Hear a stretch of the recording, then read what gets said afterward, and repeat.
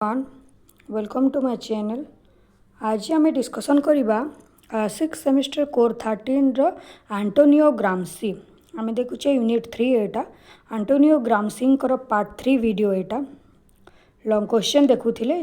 तो पार्ट 1 रे जो लॉन्ग क्वेश्चन देइछि सेटा सबुठारु most important long question part 2 मध्ये इंपोर्टेंट किंतु सबु तमे माने जदी 2 मार्क 3 मार्क अटेंड करबा को चाहो ताले सबु लॉन्ग क्वेश्चन रो क्लास करि नेबो तो एटा पार्ट 3 वीडियो आसंतु स्टार्ट करिबा जो इंटेलेक्चुअल्स गुड़िक रही थे आम देखी पार्ट 1 रे जाकि प्रथमे देखिनियो जहाँद्वारा कि तुम मैंने यहाँ बुझीपार तो आसतु स्टार्ट करवा 3 नंबर रो सिलेक्टेड लॉन्ग क्वेश्चन टी है what is the role of intellectuals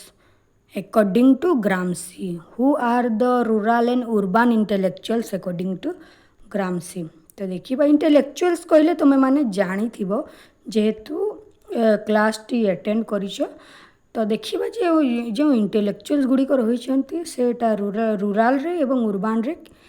किपरि भाव रही देखिबा इंट्रोडक्शन रु आरंभ करबा आसंतु Antonio Gramsci an Italian Marxist मन रख से जड़े इटालियन मार्क्सिस्ट थिले थिंकर थिले explorer the role of intellectuals in society particularly in relation to power and ideology से जो इंटेलेक्चुअल्स कथा कहिसंती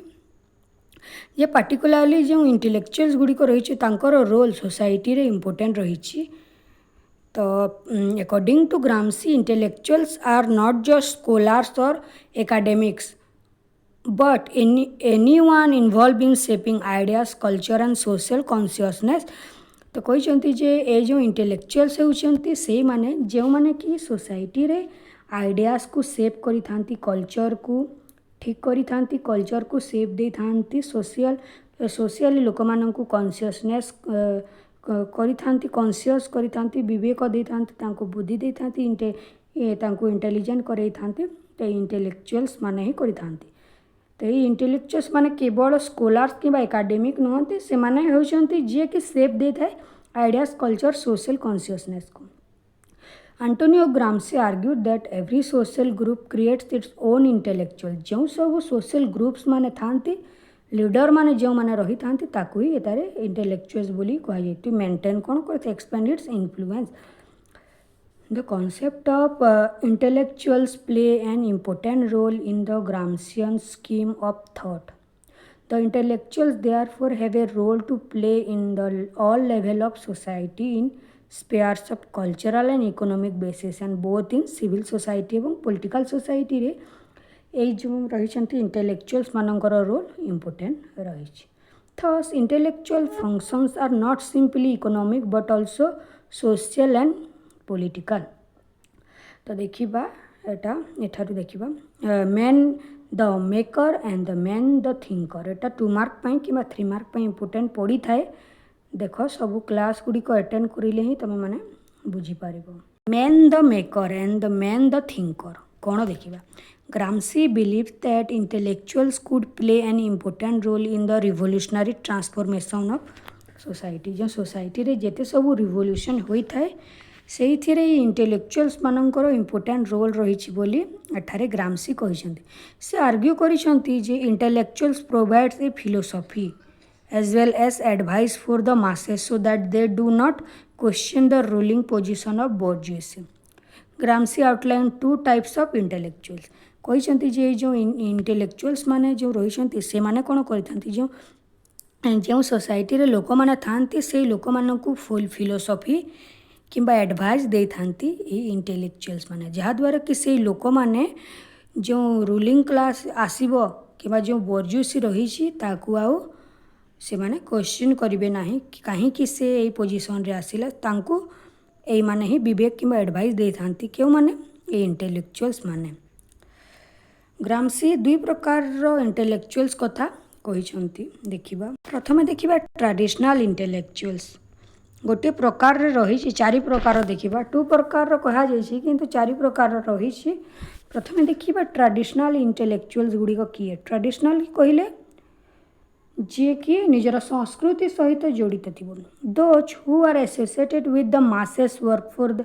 and provide leadership to bring about revolutionary changes in society intellectuals माने होउछंती से माने जे कि मासेस मानक सहित जड़ित थांती एवं तांको लीड करि थांती क्यों मानक ए पब्लिक मानक एवं रिवोल्यूशन रे तांको साहाय्य करि थांती एवं तांको लीड करिकी सोसाइटी रे रिवोल्यूशन करि थांती such intellectuals normally emerge from within the working class तो कैजुअली आम जब देखा जो वर्किंग क्लास ठारू ही इंटेलेक्चुअल्स मानकर इमर्जेंस होता है they are those who have larger broader political vision who organise society in general to create a favourable condition for the class they serve there are those who are known as traditional intellectuals होती से माने जे कि से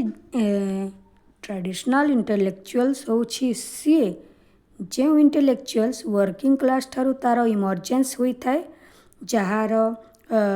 larger border एवं political vision थाए तापरे कौन ताकू ही कहा जाइए जे कि वर्किंग क्लास को सर्व करि थाए तार सेवा करबा पय आसी थाए ताकू एठारे ट्रेडिशनल इंटेलेक्चुअल्स बोली कहा जाइए जहाँकि आमे तापरे देखिबा organic intellectuals Organic intellectuals which on the other hand are those who are actively and closely associated either with the ruling class तो यहाँ सब ये जो ऑर्गेनिक इंटेलेक्चुअल्स गुड़िक था से गुड़िक रूलिंग क्लास जो रही बोर्जुएसी मानक ठारू कि अन्य जो रूलिंग क्लास सब थाए तांको ही मानकर इमर्जेंस होता है those who are associated with the ruling class chalk out ideas which help in legitimatizing the rule of one class over other. Thus, organic intellectuals given his class harmony and awareness of its own function in economic field and on the social and political level. तो तुमको लिखा तो बुझी neo जो organic intellectual से माने अटंती से intellectuals अटे जे कि रूलिंग क्लास रु आसी था एवं रूलिंग क्लास को कि एलाइट क्लास को साहाय्य करिथे तार मत एडभाइस सब तांको सपक्ष रे थाए in order to discussion about the role of intellectuals he also discuss about rural and urban intellectuals देखिबा रूरल इंटेलेक्चुअल जे कि rural intellectuals are most traditional तो आम जो ट्रेडिशनाली देखिले कहीं जो मासेस गुड़िक कि वर्किंग क्लास गुड़िक केउठारे पाई थांती बा मिली थांती बा रही थांती वर्किंग क्लास गुड़िक पर्टिकुलरली रूरल एरियास रे तेणु ए जो रूरल इंटेलेक्चुअल्स जहाँ ट्रेडिशनल इंटेलेक्चुअल्स टिके टिके सेम तो यही माने ही सोशल मास और जो सोशल वर्कर्स जो वर्कर्स क्लास जो रही तांको ही रूरल इंटेलेक्चुअल्स मानकर इमर्जेंस होता है a small town a petite bourgeois they are not yet elaborated and set in motion तो ये सब this type of intellectuals bring into contact the peasant masses with local and state administration because of this activity they have an important political social function तो ये देख लो तुम मैंने एतिकी बुझी neo एवं एटा तुम मैंने 2 मार्क रे एटा इंपोर्टेंट मन रख 2 मार्क 3 मार्क पई ये सब पॉइंट्स गुड़िक शॉर्ट नोट रे पड़ी थाए urban intellectuals एतिकी बुझी नियो जो urban इंटेलेक्चुअल जहाँ ऑर्गेनिक इंटेलेक्चुअल ताहा तो सबू एमने मध्य एलाइट क्लास किंबा जो रूलिंग क्लास रही थांती तांको सपक्ष रे एगुड़िक कार्य करि थांती एटा लार्ज टाउन रु एमाने आसी थांती urban कहले एटा तापर एटा कंक्लूजन रे तुमे माने दे पारिबो वीडियोटी भल लागितिले वीडियो को लाइक करिकी सांग मानकु शेयर करि देबो ए लॉन्ग क्वेश्चन इंपोर्टेंट अटे किंतु फर्स्ट पार्ट रो क्वेश्चन टा जेते इंपोर्टेंट एटा नुहे किंतु तुम मैंने बुझी नियो जेहेतु आम जानी नहीं जे एग्जाम रे कौन पड़ो तो ये सब लॉन्ग क्वेश्चन गुड़िक प्रिपेयर करिकी नहीं था थैंक यू वीडियो भल लगी शेयर करने को भूल ना लाइक करिकी जीवो।